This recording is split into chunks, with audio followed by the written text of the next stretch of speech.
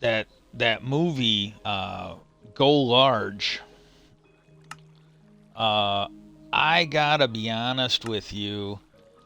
I don't know how accurate it is, but that was such a fun. I really enjoyed that movie, and this guy he got let go. They made it. They retired him. He got a retirement. I don't know if he got a pension, but they retired him. He'd worked for the company for like 42 years. They were closing his line, and he was willing to go and work somewhere else in the company. But oh no, the little Asian guys that bought the company, at least in the movie, they're like, oh no, you've earned your thing, blah blah blah. We wouldn't want to take that from you. Well, he really didn't know what he was gonna do, and he was, and I don't mean this in a bad way, but he was a fucking nerd. He was absolutely a fucking nerd, and what he ended up doing was he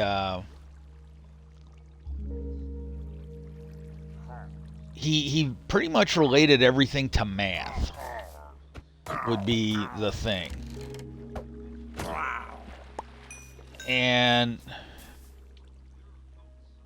because he told his wife at a point, this is when he knew maybe he had a problem, is he took his, and it was the last time he went fishing.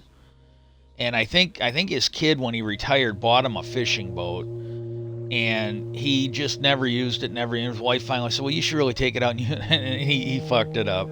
But he finally told her later. He goes, "Well, the reason I never went fishing again is he went out and he was trying to calculate the best.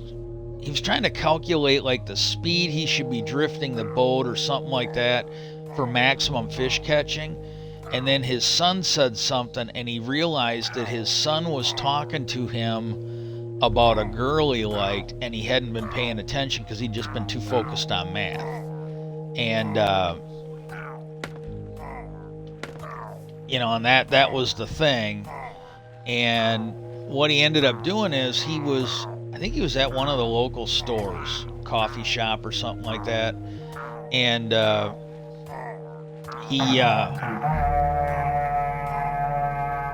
he saw something at his table, and it was on this local lottery thing. And I don't completely understand this because we've never had anything like this that I've been aware of. Maybe at one point, but I had just never been aware of anything like this. The current lottery tickets we got, you buy it, you either win or lose, and then that's it.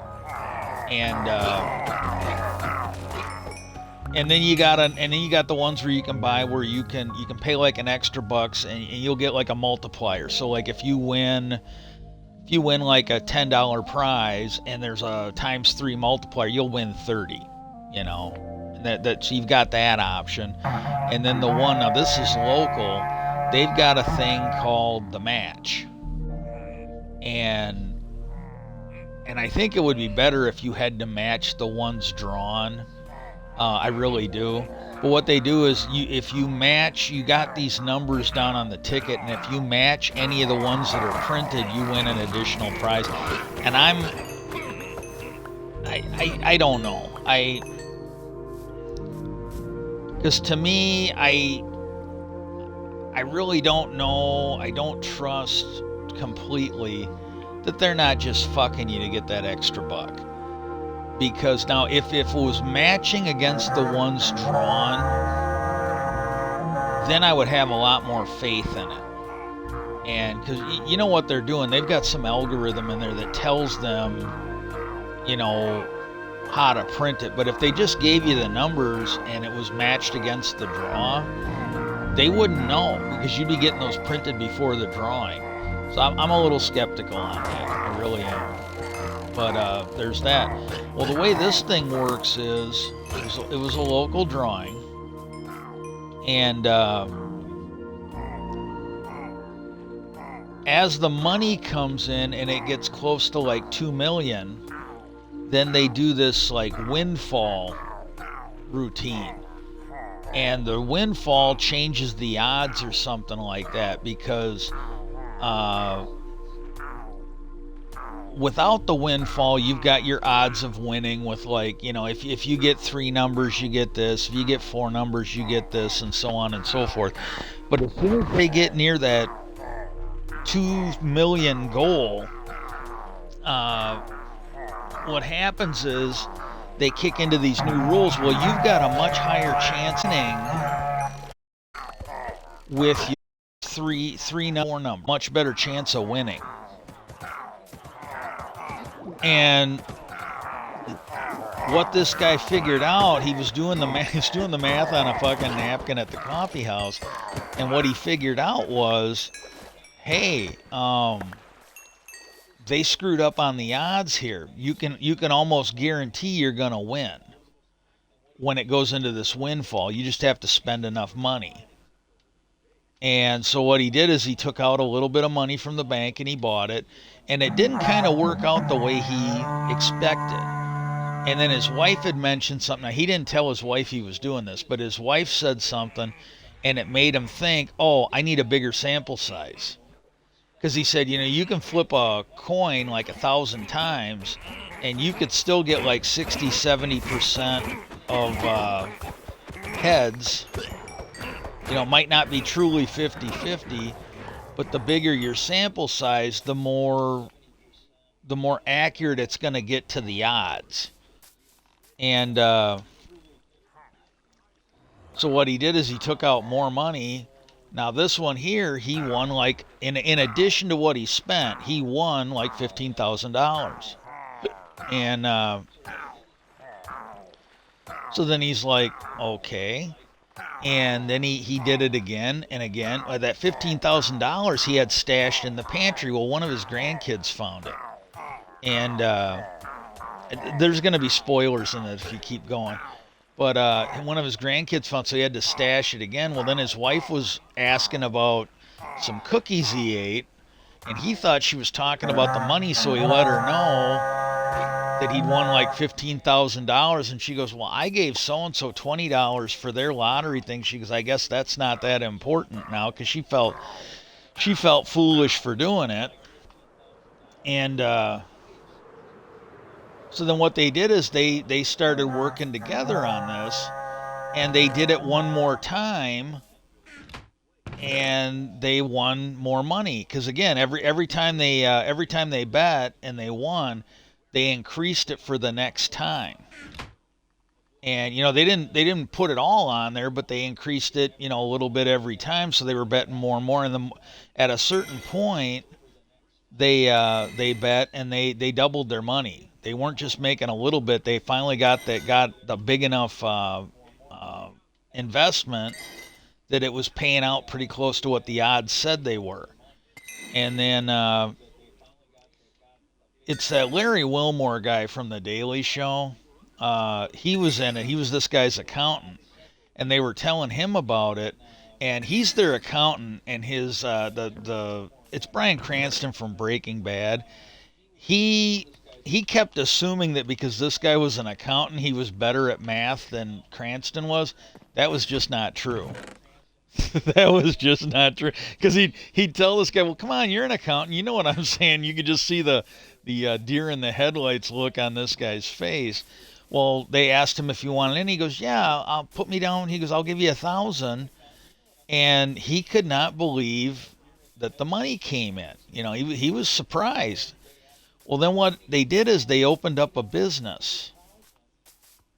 And they got incorporated. And then what they did is they sold shares for like $500. Everybody could buy one share. And then that $500 they would use to buy tickets. And it got to where they bet like $40,000 or something like that, and they doubled their money. And that was like the first time. It was after they built this business up. They doubled their money. And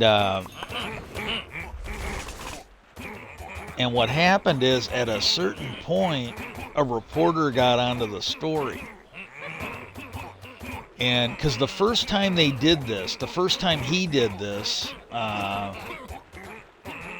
It was in Michigan, where he, according to the movie, I don't know how accurate it is. Maybe they picked a different state. I don't know, but they said they were in Michigan, and what they did was they did it once, and then Michigan closed down their windfall thing. And he's like, oh, that's too bad. And they go, well, you could always go to, I don't know if it was Maryland or Rhode Island, but it was a state that was like 10 miles away from Michigan. Because you could always go there. They still have one. So he would drive, like every 3 weeks is about when this windfall thing would happen. And what they would do is they would go there, they would buy their lottery tickets, and they'd be there all day. And the first time, this was him and his wife, because it was the first time he won in Michigan, they canceled it. And, well, then his wife found out, well, she went with them, and they went to a small town in whatever state, and they wanted like $16,000 worth of tickets or something like that. Or 16,000 tickets, which would be like, 30 grand or whatever. And the guy at the liquor store or whatever it was, he's like, yeah, he goes, if you want, you can print them up, but I'm not going to do it. And he goes, it's going to take you 8 hours to print them. And they go, yeah, we'll do it. And he's like, really? You want to stay here? He goes, I work here all the time. He goes, this sucks being here. And so they agreed to do it. Well, they were doing it, every couple weeks. And then they came in and they, because again, every time they won, they would buy more tickets the next time and then increase what they won. And then they would sit there and count them in the hotel room over there. They'd get like some just shit, cheap hotel. Usually the ones, those little no-tell motels that you go and you go there at night, you bang a chick, and then you head out. That's where they were doing this shit at. And they went there, and he goes, oh, you're not going to be able to print that many before we close today. And they go, well, can't you let us print them today? And he's like, oh, no. He goes, usually me and my friends sit out in the parking lot and drink beer after work tonight. But he said, because I can't have a non-employee in here. And then they go, well, what if we were partners?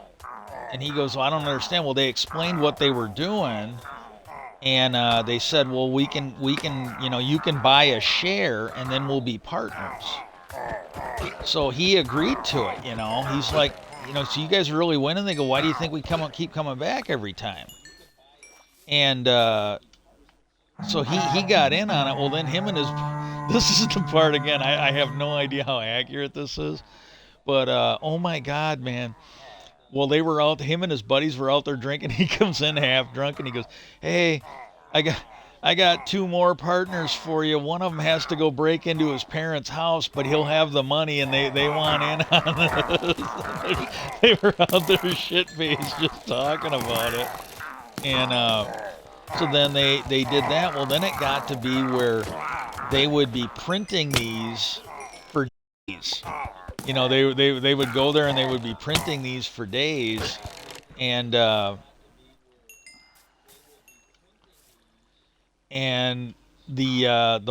guy who owned the liquor store, they had asked him to get another lottery machine. Well, he called them up and he said, well, yeah, they said I could have another lottery machine, but you can only have one per address. So he got one of his buddies who owned like a cafe or something like that. He put one in there. So one of them would work the liquor store, the other one would work the cafe. And then they would be printing their tickets for multiple days, like for all day. They'd be printing up these tickets.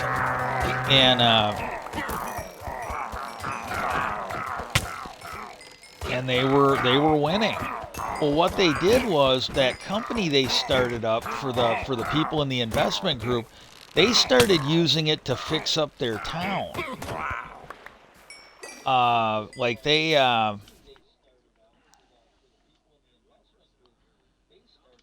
There was like this old jazz hut, and I don't know how long it had been out, but it was in ruins. Well, they took some of the money. They all did. They took some of the money, and they spent it to fix it up. They hired his son, the Cranston's son, who's a contractor. Hang on one sec.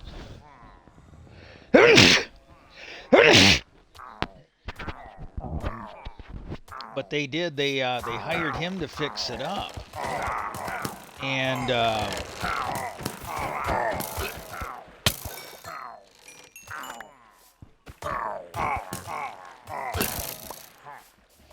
every time I sneeze like that, it reminds me of an old Thai boxing thing. The one Thai boxing instructor we had, and I don't think it lasted real long, but he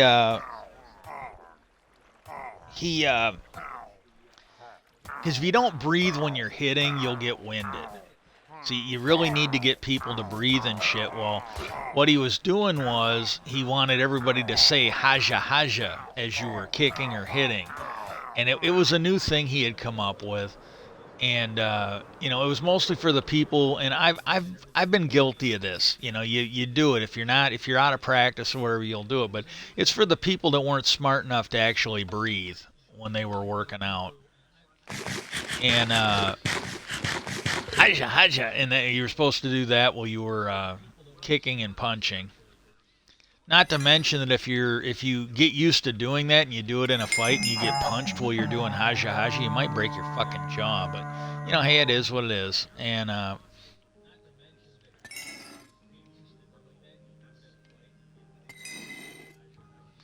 another thing that I remember him doing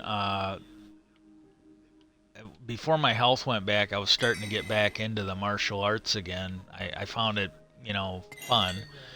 And what happened was there's a jiu-jitsu thing, and I don't completely understand. Grappling is not really my strong suit. And but it's this thing that they do in jiu-jitsu, some of the stand-up grapplers, where you use your leg to kind of hook their thigh and crotch, that groin area, and you use that as leverage. Well, he was trying to do it where you turn the leg the other way, so instead of it being the jiu-jitsu version, it was more like a Thai kick coming in, and he was trying to do that, and that was, I think, short-lived because the leverage isn't right. But he was trying to show it at a big. He was trying to expand what he was doing. That's all it was. He was just trying to improve things. But anyways, get back to the movie.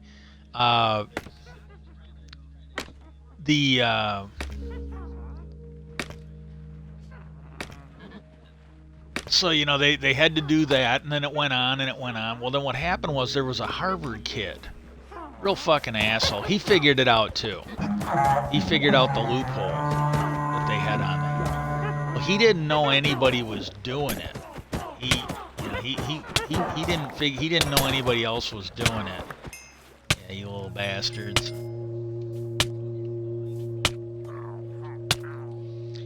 And what he did was he didn't want to go to his dad because his one friend was like, well, do you got like, because he goes, you need at least $10,000.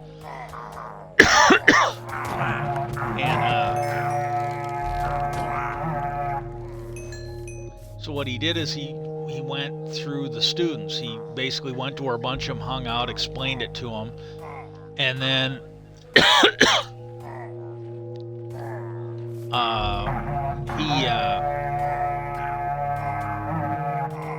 he got the money from them. He got them to buy and count the tickets, and they were winning. Well, and this is the thing that would have been really nice if it had happened, but it wasn't in the movie. Probably didn't really happen in life. His one friend realized that they didn't win as much as they should have, so they figured somebody else was doing it. They were greedy. They made a tremendous amount of money for basically not doing very much. And his friend hacked into the lottery service and figured out that yes, there was somebody in Michigan who had won a shitload of money, so they were doing the same thing. And instead of being happy, they thought that was just, oh, we got to stop that. Somebody else is making money. We got, that's part of what's wrong with the world today, And, like when you see when you find out that some union workers are making a good wage, the initial thought by people is, well, why are they making so much? The initial thought should be, why am I not making that myself? You shouldn't be thinking that they're making because they're getting $20 an hour. The thought should be, why am I not making $20 an hour? That's the mindset that we have a problem with in this country. We really do. And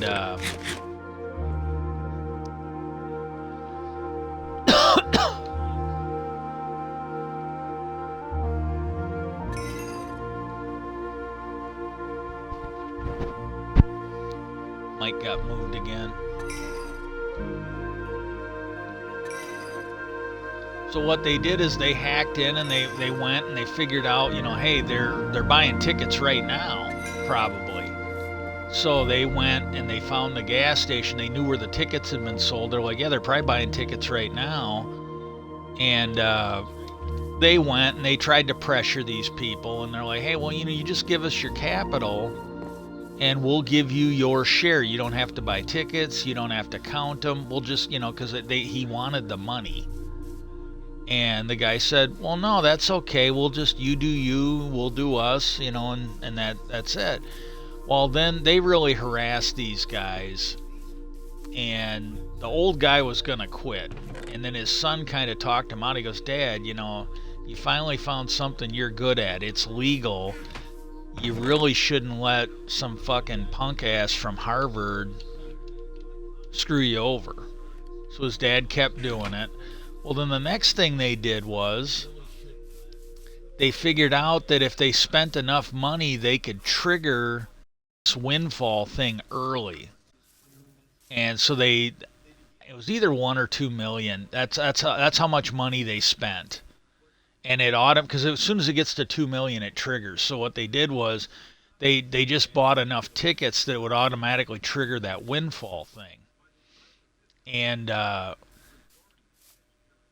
then somebody said, well, yeah, you missed it, the windfall. And then Cranston kind of figured it out. He's like, yeah. He goes, we can't compete with that. Because they had it worked out where they were going to spend, like, I think it's either $300,000 or $600,000. And they figured that would be enough that they wouldn't need it anymore. That they could just basically live on the investments from that. And but and again, I find the whole thing fascinating. Especially I don't know how accurate it was. They most of those movies, they always Hollywood them a little bit. Like anything based on historical events, usually history porn. It's not accurate. And so what happened was they thought they were screwed. And then they actually had a meeting with the lottery board, the people in charge of the lottery for that state. And they were willing to take the meeting. There was a journalist that went and talked to him. The guy's like, well, we really don't talk to the press. We got so-and-so, she's our press agent. And then she goes, well, there's somebody from Michigan that's been winning a lot of money. And the guy goes, well, if there's a retiree in Michigan that's actually doing well, we're fine with that. And then she goes, I never said they were a retiree. So she knew right then that they knew who the guy was. They were well aware of him and everything. And the guy goes, well, he goes, all we're going to say is it's legal to buy the lottery tickets. We encourage people to buy lottery tickets. And he goes, the amount of money that's been coming in, we are improving our schools. I mean, they were actually doing good things with the lottery intake. And he just walked away from her. He wasn't going to talk to her anymore. And well, they wanted to have this meeting. Now, that was earlier in the movie, but, this was, they wanted to have this meeting. Well, they were willing to have it. And they said, yeah, we're real happy, that you've been winning what you've been winning, and we think it's great. And they go, why did you want this meeting? And Bryan Cranston goes, well, he goes, I suspect that you guys have known for a while that this loophole is in there. It's a flaw, and it's why we're able to win like we're winning.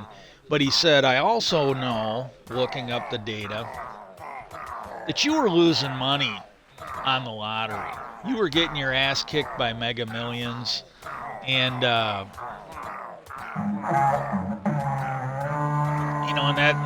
that's what we're aware of. And then we came along, and now you guys are making money on this lottery, and you're able to fix up some stuff with it. You're happy it's working for you guys because you guys probably thought, oh, as soon as people find out this loophole, we're going to have to cancel. And he goes, that's not the case. You're making money. Everybody's happy. And they go, okay, well, what do you want? And he goes, well, we want you to make the jackpot visible to everybody. They said, we just want the lottery to be fair to everybody. We don't want an advantage over someone. And they go, we really don't like the fact that you've got some snot-nosed kid from Harvard who's taking advantage of it. And it's not fair for anybody. They go, we just want everybody to have a fair chance at this. And he goes, okay. And then Annette Benning goes, and she goes, and we want 2 lottery machines at this gas station where we buy our tickets. Because she said, these are our golden years. And we would really like to spend them together. And that guy just looked at her and him. There was like a pregnant pause where he just paused for a minute. And he goes, we'll make it happen. So they got their 2 lottery tickets at the liquor store. They could spend their time together because they were there like 4 or 5 days printing up lottery tickets, both of them at this point, to get everything. And it was funny as shit. And they won. And the Harvard guys were like, "Oh man, they got the jackpot posted. Everybody knows we're done. We can't trigger a windfall or whatever." Well, then they had one more coming up, and this is the one where they're like, "God, we can make enough money on this. We'll never have to do another one. We'll be able to live on this. We'll be able to fix our town on this." And then what happened was that story finally broke. She came and did an interview with Cranston's character, and they had their moment. And then she wanted to print the real story, the feel-good story about how they had, a retired guy had found a loophole and they were using it to fix up their town and all that. Well, her boss said, no, we need a hit job. We need, you can't print a good story like the movie. You gotta be an asshole and you gotta stretch, exaggerate, or whatever, and make it a horrible story. And that's what she did. Well, as soon as that story broke, they were like, they're like, oh, we got to shut down this lottery and blah blah blah, and we didn't know, and it's just horrible, and what they did, because they went to buy their lottery tickets, and they were taking the lottery machines out of the liquor store. And they got in. They go, "Hey, what's going on? We got to buy our tickets." And the guy that was in the organization, he goes, "Yeah." He goes, "I don't know what's going on, but he goes, I've lost my lottery license. They're taking the machines. You won't be able to buy them here." And they just gave up. They went home and they were going to call it a day. And someone said, "Well, you could just go somewhere else and buy them." And she goes, "Yeah, that just doesn't seem right." This is Annette Bening's character. She goes, "Just this doesn't feel right." And so they went, and he tried to let the people know and apologize. Well, then that Larry Wilmore from the Daily Show, he came up and he goes, "Hey, the organization wants to have a meeting tonight at like 7-8 o'clock or whatever it was." And he goes, "Oh God," he goes, "are they mad at me?" And he goes, "Hey, look, if I told you that, you wouldn't show up. We want you to show up." And so somebody came and got him, walked him down there, and then, I got to get this out of here before shit starts spawning in here. Hang on.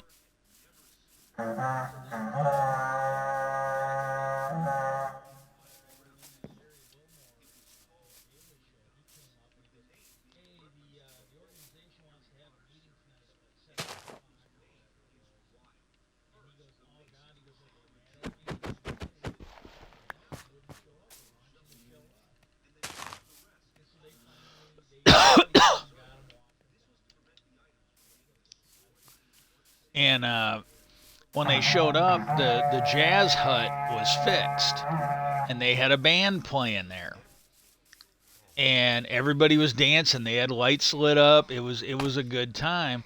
Well, then they let them know, we got your lottery tickets.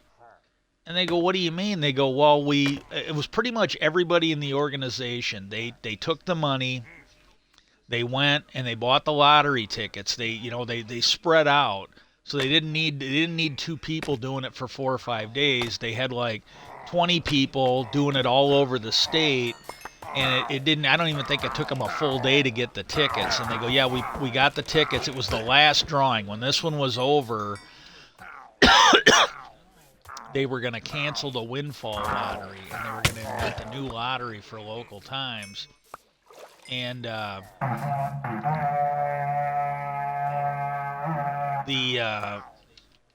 they go, we're letting you count them. We've left that for you.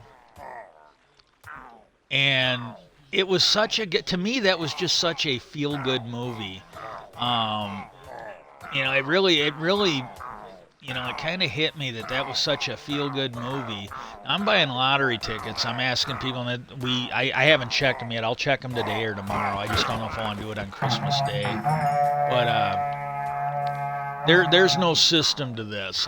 It's entirely good luck. It's luck. That's why I'm asking everybody out there. Hey, send me some positive energy. Yada yada yada. And but the. But it really, because they won the lottery, and unlike that Harvard kid, and there's still plenty of good movie to watch. I'm just talking about the broad strokes, which are probably in a review somewhere, but spoilers.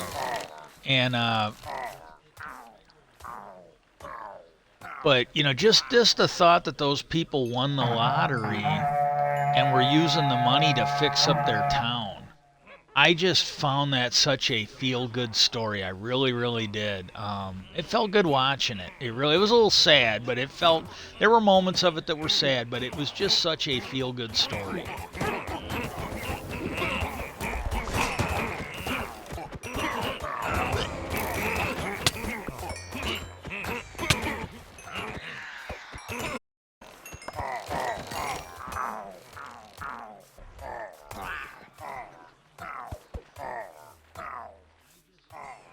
Fuck these guys.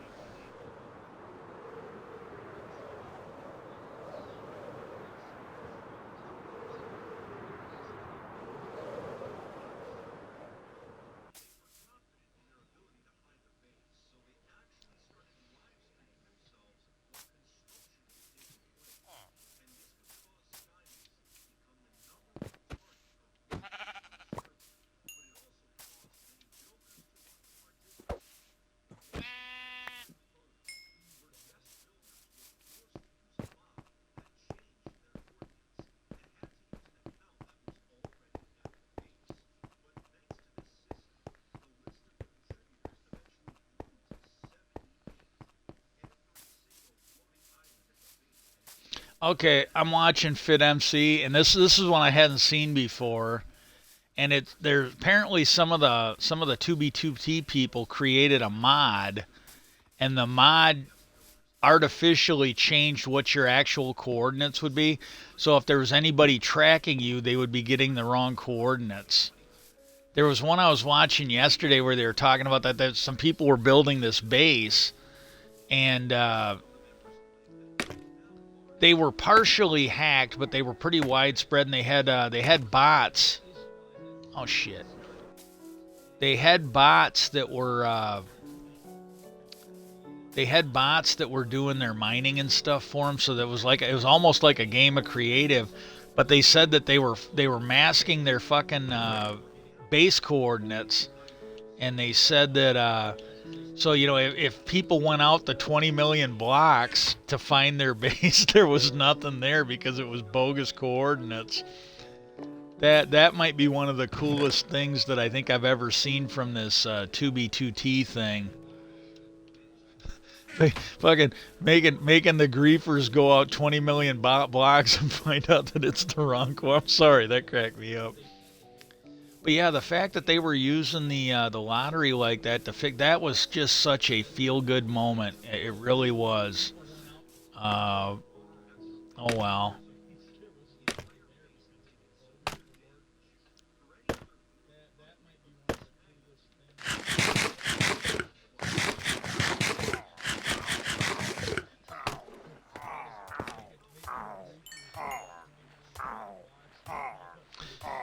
Okay, I'm gonna go ahead and end this. I'm gonna get those videos edited. I'm gonna, if I can, I'm gonna get them uploading to YouTube, and then I will be back. And I'm just gonna stream for as long. I'll stream until I have to put the.